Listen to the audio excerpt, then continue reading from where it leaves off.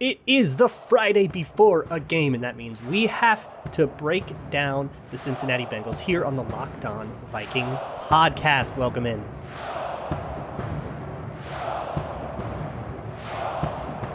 Ooh-wee! You are Locked On Vikings, your daily Minnesota Vikings podcast, part of the Locked On Podcast Network, your team every day. What's going on, everybody? Welcome to another episode of the Locked On Vikings podcast, part of the Locked On Podcast Network, your team every day. As always, I'm your host, your pal, and the kid you copied off in math class. My name is Luke Braun. You can find me on Twitter at LukeBraunNFL, and you can find the show on Twitter at Locked On Vikings. Before we get into the show, real quick, I just want to shout out, as it has been all week, as it will be forever, we're on YouTube. The show is on YouTube. There's a video element to it. There's visual aids sometimes when I got to explain something visual. And hey, the bunnies make an appearance sometimes because they're behind me. They're not there right now, but sometimes they're behind me. So come check it out on YouTube. I also want to shout out the Ultimate Season Preview, the Ultimate NFL Season Preview. We did this partnership with Odyssey. We previewed every division in depth. It's not too late. They're all up right now, so you can go binge them all over the weekend while you do your yard work or whatever you got to do. Go check that out. It's a separate podcast feed. Just search Ultimate NFL 2021 Season Preview on whatever podcast app, including Odyssey, and you can get yourself started on that one. But let's start. We'll talk about the Cincinnati Bengals. The way I'm going to do this is I'm going to do this like sides of the ball. So I'm going to start talking about when one team has the ball, the offense versus that defense, and then the other side, the other offense versus the other defense. And then at the end, we're going to go over your bold predictions because you gave me some spicy ones, and I am very excited to read them out loud on the show, and we'll see if anybody can hit one. There's one I feel real good about this time, so we'll see if any of you all can figure that out. But first, we got to talk about the Cincinnati Bengals. So the Bengals, as they are fondly referred to as, are the Vikings' first opponent. And I want to start with the Bengals offense going up against the Vikings defense. I think there's a lot of really interesting matchups there. And the first thing I want to talk about there is Joe Burrow. Joe Burrow, of course, quarterback, rookie, coming off of rookie last year, coming off of that bad ACL injury and stuff, perfectly healthy and all that stuff. But there's a couple of problems that were mentioned to me yesterday in the crossover. If you missed the crossover Thursday is the thing we do every week here on the Locked On Podcast Network. And you're not going to want to miss all that. So go check that out. We had James and Jake of Locked On Bengals that came and told me about some stuff. And some of the things that they mentioned to me were with regard to Joe Burrow. There's two things that I think kind of defined his issues in his rookie season, the things that kind of sunk him as a rookie. And one of them's really a rookie thing, and one of them's a little more concerning. The kind of rookie thing was pre-snap. He really struggled pre-snap to identify what was going on and decide what he wanted to do and all that stuff, and identify what coverage show was what and how he should respond, which is sort of something that needs to be routine by the time you've been in the league for a little while. And it's been kind of a story in Cincinnati that Joe Burrow is seeing things a little better. Things are slowing down. He feels more comfortable with the playbook and the checks and the reads and all that stuff. So this is going to be kind of the test for him. Is that true? Does that bear out? Can he see things pre-snap? And what I said on the crossover, and I'll reiterate it now, is that's kind of something you can exploit with somebody who's just now getting, the reads down and just getting the looks down. What those reads and looks are stuff like, so if there is a linebacker covering looks like they're lined up in coverage against a slot receiver, that's a zone indicator. You're not going to do that on purpose in man-to-man coverage. That means that it's zone, and it's kind of likely that linebacker isn't going to take that slot receiver man-to-man. And if it's zone coverage, that probably affects your read and kind of makes you think differently about the actual play and read you're going to go through, the progression you're going to go through.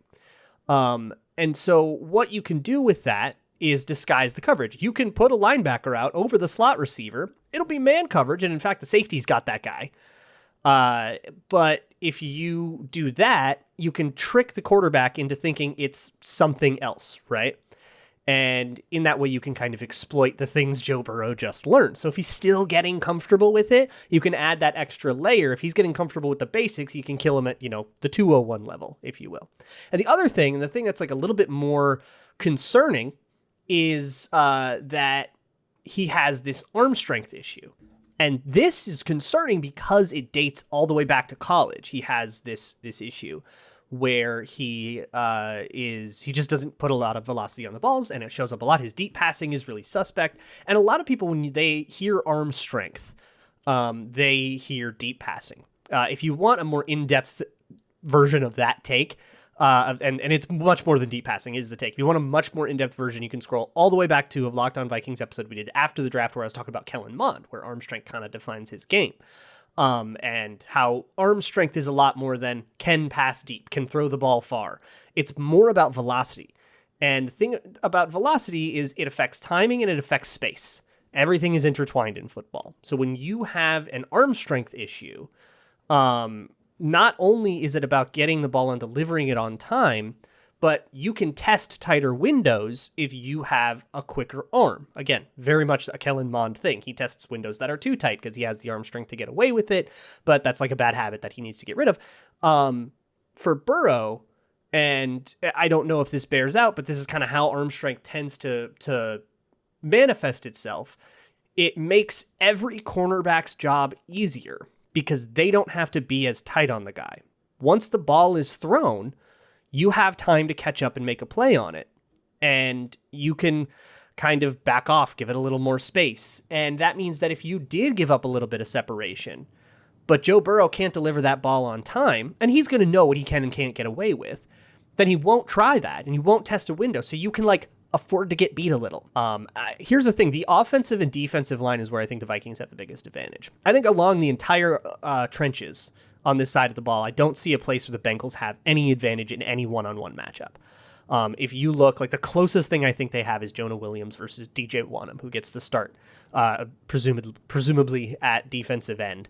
And DJ Wonnum is a length guy, and Jonah Williams has short arms. And that's the physical part of it. And we talked a ton about this in the crossover. We had an awesome conversation about this matchup in the crossover where Jonah Williams has a little bit more technique and DJ Wonnum, I'm not sold on it yet. I certainly wasn't sold in 2020. He won a starting job. We'll see, if his technique kind of comes through more in the regular season. But he just made more plays than Stephen Weatherly, which I don't know. I'm not giving you any lollipops for that. So we'll see if he's got more technique versus Jonah Williams. But everywhere else, you've got Danielle Hunter versus Riley Reiff. I like Riley Reiff. I think he's a plenty good tackle, but it's Danielle Hunter. And then the interior of Michael Pierce and Dalvin Tomlinson, the way the Bengals talk about their interior offensive line is the way we talked about our interior offensive line last year. Where if you tried really hard, you could talk yourself into Dakota Dozier because he has familiarity with the system or whatever.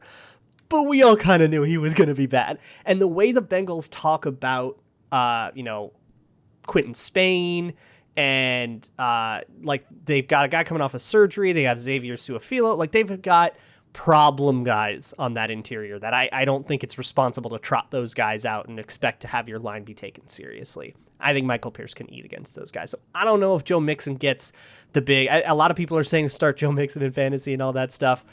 I don't know. I feel like the way the Bengals interior matches up with our interior, it's going to be hard to get going up the middle, and they'll just have to be responsible on contain. And that means you need discipline from DJ Wonnum and stuff. He didn't have that discipline last time, so maybe they can get stuff on the outsides. But you also have scraping linebackers and all that stuff, and that's going to be difficult as well. But all in all, I feel pretty confident in the defense. I don't think this is a game. A lot of people are saying this is a shootout. It's going to be, over 60 kind of points scored kind of game. I don't think so. I think that if the offense can have a decent, reasonable game, it should be pretty easy to keep the Bengals offense from matching that. Now, I want to talk about the Bengals defense a little bit and how they match up with our offense. But first, I want to talk to you a little bit about Built Bar. Built Bar is a delicious protein bar. It tastes like a candy bar. They're all covered in 100% chocolate, and they come in 9 main delicious flavors. There are 9 main ones and a bunch of specialty ones that show up for a limited time on the website. So check back out the website every once in a while, built.com. But the main flavors are mint chocolate, peanut butter chocolate, cherry, coconut almond, all sorts of cookies and cream, all sorts of delicious stuff. And it ain't that bad for you. You get only 4 grams of sugar, 4 grams of carbs, 17 grams of protein, and it's even keto friendly if you're doing the keto thing. So head on over to builtbar.com and you can enter promo code LOCKED15, LOCKED15, and you get 15% off of your next order. That's promo code LOCKED15 at built.com. BuiltBar.com works as well. All right, so let me talk about the Bengals defense, and then we'll get into your bold predictions as well at the end of the show. But the Bengals defense, I think they've got some dudes on it, and I think it'll be harder for the offense to win their matchup than it will for the defense to win their matchups. I do kind of give the edge to the Vikings in both of these. I just don't believe in the Bengals very much, but I don't think many people do. But I think this is the harder side of the ball to win. And part of this is just, I'm a little still worried about if Kirk has the conservative yips from his preseason. The one thing about Kirk Cousins, though, is he's never the same guy he was last week, kind of for better or worse, you know. He'll come out of it eventually. I just hope that he has come out of it before the games count. But assuming that he has, you get, you know, Jefferson and Thielen. And the big thing is Trey Waynes is their number one cornerback, which should tell you a little bit about the rest of their cornerback room. He was always a number 2 here, and he was even controversial in that role. As a number 1, I definitely don't agree with the Bengals doing that. But he would have been a good run support corner, but they're missing that as well. And Eli Apple comes in instead, which is this huge vulnerability. And so what I asked Jake and James about on the crossover was, how do you deal with that? The Bengals love putting their safety in the box, and that guy's usually Vonn Bell with Jessie Bates, a very, very good free safety, probably the best player on their defense, kind of roaming sideline to sideline and playing that center field like Earl Thomas role. And so basically they said, all right, well, Jessie Bates will still roam sideline to sideline, and he'll help Eli Apple where he needs the help. But to me, that takes him away from the other corner, which is Chidobe Awuzie. And Awuzie is a fine corner, but I mean, this is Adam Thielen or Justin Jefferson we're talking about. And if they play I don't know if they'll play sides or shadow. That probably would have been a good question for Jake and James. But kind of either way, the best case scenario that you can get is Eli Apple with safety help, finding a way to neutralize Justin Jefferson, and Chidobe Awuzie winning one-on-one against Adam Thielen. I feel like that's a lot to ask of those three guys, even as good as Jessie Bates is. And then that's the only way you can justify getting Vonn Bell in the box. So I don't know. I feel like that back end is just ripe and waiting to be picked, you know? Then you have the front, and the front I'm a little more worried about, you know, in kind of a different way than the way I felt about the trenches on the defensive side of the ball. On the offensive side of the ball, there's definitely some advantages that the Bengals have. The biggest one is DJ Reader. We talked about DJ Reader yesterday. DJ Reader, big, powerful nose tackle, going up against Garrett Bradbury. We kind of saw, if you watched the season opener on Thursday night, we saw that, you know, you had Vita Vea knocking Tyler Biadasz down, like putting him into the lap of the quarterback. And it was like, that looks familiar. I remember when Jeffrey Simmons did that to Garrett Bradbury, and you have to hope that that kind of thing doesn't happen again. In the run game, I don't know if it's going to be Bradbury versus Reader as often. It'll probably be Bradbury versus, you know, a 3-tech like Larry Ogunjobi or something, and a guard will kind of reach DJ Reader. And DJ Reader is not a sideline to sideline guy. I think that is the impression I got from the Bengals guys, where they tried to say like, well, we'll see. Maybe he can get sideline to sideline now because he's faster. He says he's faster, but he hasn't been in the past. So until proven otherwise, I don't think he's not like a side. That's just not who he is. He's a big, you know, plug up the middle nose tackle. So you get a guard on the other side to kind of reach block him, and then you can put Garrett Bradbury on somebody else. As for the tackles versus the edge rushers, it's really interesting, because you have Trey Hendrickson, another kind of length rusher. He's like a length and a power rusher going up against Rashad Hill, who has crazy long arms and power.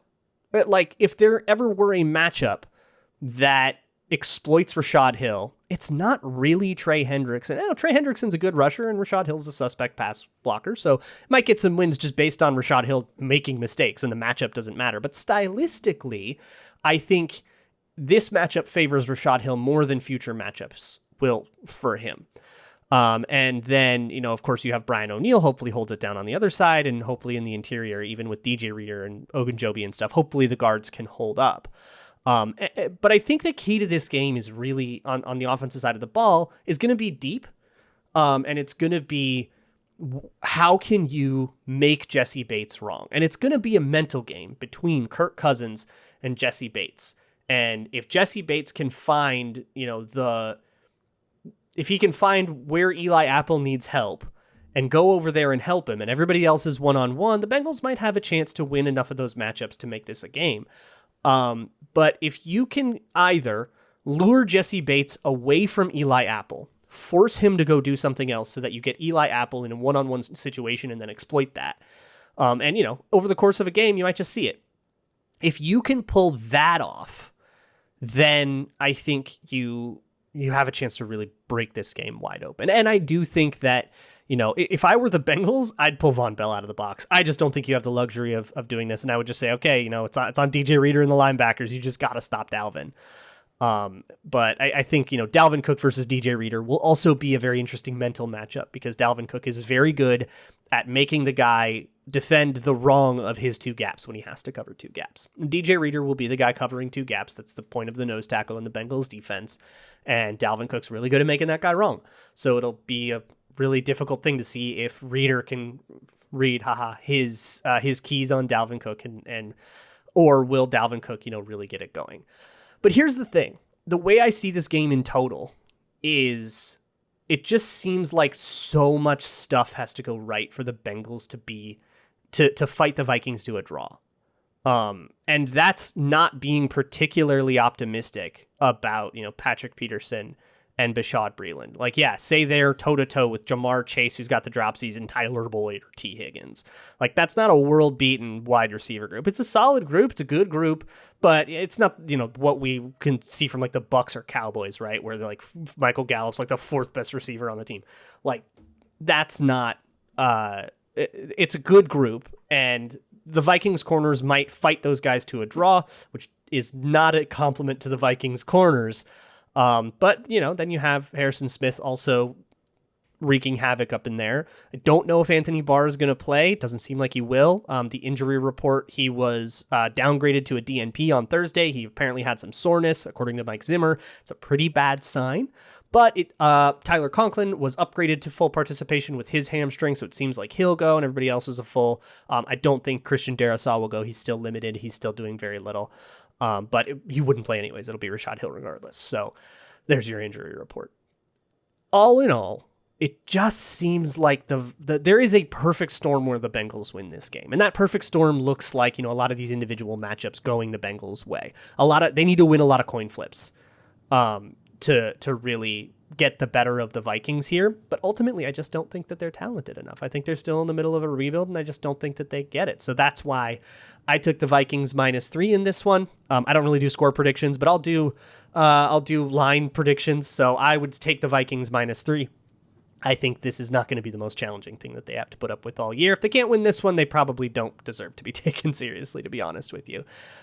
So we're going to get into your bold predictions. But that -3 line came from Bet Online. That is your number one spot for all pro and college football action this season. You can get into a $500,000 NFL mega contest. That's the biggest one online. And the world's largest $200,000 NFL Survivor contest open now at Bet Online. You can head to the website, use your mobile device to sign up today to receive your 100% welcome bonus. Now, of course, it's too late for their opening day super promo for a bet on Bucs Cowboys, but it is still the fastest and easiest way to bet all of your favorite sports, from football, basketball, boxing, right to your favorite Vegas casino games. Don't wait and take advantage of the great offers available for the 2021 season. Bet Online, your online sportsbook experts. All right, time for my favorite part of every Friday episode, which is the bold predictions. So I asked you all for your bold predictions, your spiciest takes. I got a ton of takes, so thank you all so much for responding to that. So here's what I put into picking these. I'll usually pick maybe 6 or 7 of them a game. So I got like 40 of them, so sorry if yours didn't get picked. But I'm not going to pick ones that are just like, eye-popping stat lines. I'm not going to pick Dalvin Cook 200 yards. Maybe that's bold. It's been unlikely that 200 yards is a big game. But I'm not going to, that's boring. I'm not going to pick that. That's just Dalvin Cook gets lots of yards. That's not, that's not spicy. That's not fun. I'm going to pick the fun ones, the chaotic ones. And so here's some examples of some shining crown examples of some bold predictions I love. I loved all of these. And I loved more than all of these. Some that just didn't happen to make the cut. So keep trying. But the first one I got comes from Gabrielle Greco, who says, every single touchdown involves a rookie skill player. Absolutely love it. Mostly because the Vikings only have Amir Smith-Marset as a rookie skill player, and like Zach Davidson, who probably won't even be he's not even on the roster, unless he's like a game day activation. But they're not going to do that. They traded for they traded for a tight end and claimed another one. So Amir Smith-Marset will have to be involved, or Jamar Chase, and that has to be like every touchdown, I'm pretty sure. Oh, and they have Chris Evans, the running back out of Michigan too. So that's it. It has to be those guys. So a backup running back, the fourth string wide receiver, and Jamar Chase are the only touchdowns. So I love that. And if that does happen, I mean, that's a pretty crazy game result, right? No Adam Thielen, no Joe Mixon, no Dalvin Cook, nothing from any of the tight ends on either side of the field. Like that's a pretty crazy, that would be a pretty crazy result. I would definitely give you the bold prediction sticker on that.